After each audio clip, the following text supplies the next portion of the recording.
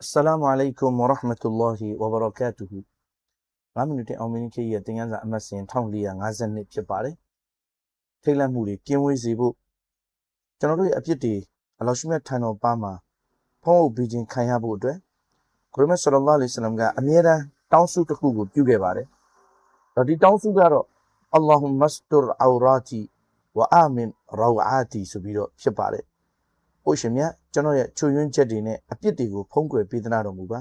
ကျွန်တော်ရဲ့ကြောက်ရွံ့ထိတ်လန့်မှုများကိုကင်းဝေးစေပြီးတော့ငြိမ်းချမ်းမှုတွေပေးသနာတော်မူပါဆိုပြီးတော့ကိုရမတ်ဆလ္လာလ္လာဟ်အလိုင်းဝါဆလမ်ကတောင်းခဲ့ပါတယ်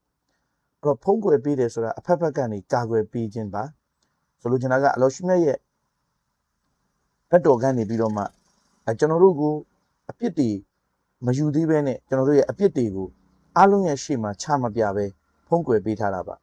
အဲ့တော့အရှင်မြတ်ကကျွန်တော်တို့ရဲ့အားနည်းချက်တွေကိုတည်တော်မူပါတယ်ကျွန်တော်ရဲ့ဂုဏ်သိက္ခာကိုထိမ့်သိမ်းပေးသနာတော်မူပါတယ်အဲ့တော့ဒီအားနည်းချက်တွေကိုဘယ်သူရှေ့မှာမှမချပြဘဲနဲ့ထားတာဟာလဲစီစဉ်တစ်ခုပါပဲအဲ့တော့ကျွန်တော်ရဲ့အမားတွေကိုမြင်တွေ့တော်မူပါလျက်နဲ့ကျွန်တော်အတွက်နောင်တရပြီးတော့ပြန်လည်ပြီးတော့အလတ်ထံကိုပြန်လှည့်လာဖို့အကုသိုလ်တွေကိုဆွတ်လွတ်ဖို့အတွက်တောက်ပါရဲ့တကားကိုဖွင့်လှစ်ပေးထားတော်မူပါတယ်အီမမ်အစ်ဘ်နုလ်ကိုင်ယမ်ရာဟီမဟူလာတခင်ကြီးကမိန့်ကြားခဲ့ပါတယ်အဲ့တော့ဖန်ဆင်းဉာဏ်တစ်ယောက်ဟာအလ္လာဟ်ရှမြတ်နဲ့သူ့ရဲ့ကြားမှာဖုံးကွယ်ထားတဲ့ကာကွယ်မှုတွေကိုသိထားဖို့လိုပါတယ်သူနဲ့အလ္လာဟ်ရဲ့ကြားမှာဖုံးကွယ်ထားတဲ့ကာကွယ်မှုတစ်ခုရှိသလိုသူနဲ့လူတွေရဲ့ကြားထဲမှာလည်းဖုံးကွယ်ထားတဲ့အကာအစီတစ်ခုရှိနေပါတယ်မမြင်ရတဲ့အကာအစီတစ်ခုရှိပါတယ်ဒါကြောင့်ဘယ်သူမဆိုမိမိရဲ့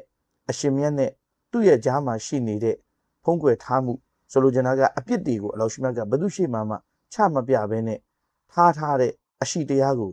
ဖျက်ဆီးလိုက်မယ်ဆိုရင်အလ္လာဟ်ရှမြတ်ကလည်းသူနဲ့တခြားသူတွေရဲ့ကြားမှာရှိနေတဲ့ဖုံးကွယ်ထားတဲ့အရာတွေကိုဖော်ပေးလိုက်မှာဖြစ်တယ်သူ့ကိုအဆက်ကွဲစေတော်မူမှာဖြစ်ပါတယ်တဲ့ဒါအီမမ်အစ်ဘ်နကိုင်ယမ်မိန့်ကြားတာပါ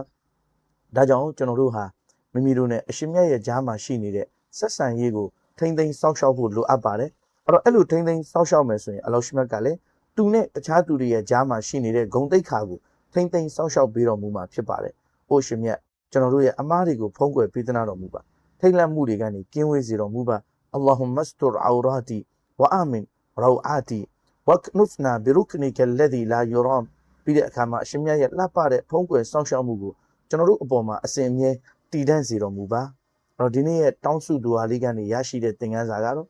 အရှင်မြတ်ရဲ့ဂရုဏာတော်ကိုနားလည်ဖို့ပါအလ္လာဟ်ရှင်မြတ်ကကျွန်တော်တို့ရဲ့အပြစ်နဲ့အားနည်းချက်တွေကိုချက်ချင်းဖော်ထုတ်ပြီးတော့အရှက်မခွဲပါဘူးဖုံးကွယ်စောင့်ရှောက်ပေးထားခြင်းဟာကြီးမားလာတဲ့မေတ္တာနဲ့ဂရုဏာတော်ကြောင့်ဖြစ်ပါတယ်နံပါတ်1ကတော့နောင်တရဖို့အခင်းအရေးကိုအသုံးချဖို့ပါမိမိရဲ့အမားတွေကိုအရှင်မြတ်ကဖုံးကွယ်ပေးထားချိန်မှာတာယာမနေဘဲနဲ့အချိန်မီတောက်ပါနောင်တရပြီးတော့ပြင်ဆင်မှုတွေလုပ်ရမှာပါနံပါတ်3အချက်ကတော့ကိုကျင်တရားနဲ့တာဝန်ယူမှုပါမိမိနဲ့အရှင်မြတ်ကြားမှာရှိနေတဲ့ဆက်ဆံရေးတွေတိတ်တဆိတ်ပြုလုပ်တဲ့အပြစ်တွေရှုပ်ဝက်ချက်တွေကိုထိမ့်သိမ်းစောင့်ရှောက်ခြင်းဟာမိမိရဲ့လူမှုအတိုင်းဝိုင်းကြားမှာဂုဏ်သိက္ခာကိုတည်တံ့စေတဲ့တော့ချက်ဖြစ်ပါတယ်နံပါတ်4အချက်ကတော့တခြားသူတွေကိုတခြားသူတွေရဲ့အမားတွေကိုဖုံးကွယ်ပေးတာပါအရှင်မြတ်ကမိမိရဲ့ချွေရင်းချက်တွေကိုဖုံးကွယ်ပေးစေလိုတယ်ဆိုရင်မိမိကလည်းတခြားသူတွေရဲ့အမားတွေချွေရင်းချက်တွေနဲ့ရှုပ်ဝက်ချက်တွေကိုမဖော်ထုတ်ဘဲနဲ့ဖုံးကွယ်ပေးတဲ့အလေးအကျင့်ထားရှိဖို့လိုအပ်တယ်ဆိုတဲ့အကြောင်းလေးတွေတင်ပြအပ်ပါတယ်အစ္စလာမုအလိုင်ကွမ်ဝရဟ်မတုလ္လာဟီဝဘရကာတူဟူ